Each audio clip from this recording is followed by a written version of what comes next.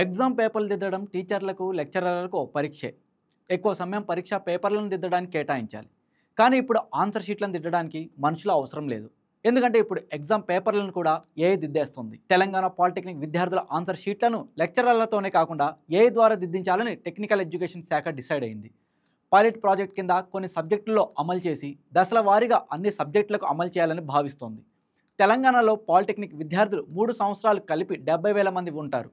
వీరికి సెమిస్టర్ విధానంతో ఏడాదికి 2 సార్లు పరీక్షలు నిర్వహిస్తారు. ఫలితాలను త్వరగా వెల్లడించాలంటే వేగంగా మూల్యాంకనం చేయాలి. అందుకనే ఆర్టిఫిషియల్ ఇంటెలిజెన్స్ సాయం తీసుకుంటున్నారు. వాస్తవానికి 2 ఏళ్ల క్రితమే కొన్ని జవాబు పత్రాలను ఏఐతో మూల్యాంకనం చేయించారు. అయితే వివిధ సమస్యలు తలెత్తాయి. విద్యార్థులు చేతిరాత ఒక్కొక్కరిదే ఒక్కో రకంగా ఉండడం, రాసే పదాలు వేరువేరుగా ఉండడం వల్ల వాటిని గుర్తించడంలో ఏఐ కొంత ఇబ్బంది పడింది. అలాగే కొందరు విద్యార్థులు భిన్నమైన కాన్సెప్ట్లు రాసినప్పుడు ఏఐ మార్కులు వేయలేదు. మరి కొందరు ఏదైనా ప్రశ్నకు సగం జవాబు రాసినా ఆఖరిలో కొంత సమాధానం రాయకున్నా ఏఐ మార్కులు ఇవ్వలేదు. అదే అధ్యాపకులైతే విద్యార్థి మొత్తం సమాధానం రాయకపోయినా కొంతైనా రాశారు కాబట్టి కొంతైనా అవగాహన ఉన్నట్లుగా భావించి కొన్ని మార్కులు వేస్తారు.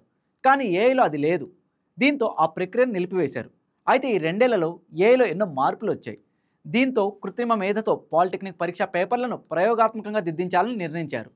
ఏఐతో మూల్యాంకనం అమలు చేయాలంటే మొదట జవాబు పత్రాలని స్కాన్ చేసి ఏఐ సాఫ్ట్వేర్కి అనుసంధానం చేయాల్సి ఉంటుంది. ప్రయోగాత్మకంగా మార్కులు వేసినా ఆ తర్వాత పరిశీలించి సమస్యలు లేవనుకుంటేనే ఇంగ్లీష్ లాంటి ఏదైనా ఒక సబ్జెక్టుకు మాత్రమే ముందుగా అమలు చేయాలని యోచిస్తున్నారు.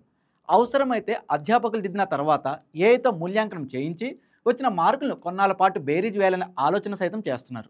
మొత్తంగా వచ్చే అకాడమిక్ ఇయర్లో ప్రయోగాత్మకంగా ఏఐ వాల్యుయేషన్ ప్రారంభించేలా తెలంగాణ టెక్నికల్ ఎడ్యుకేషన్ అధికారులు చర్యలు తీసుకుంటున్నారు.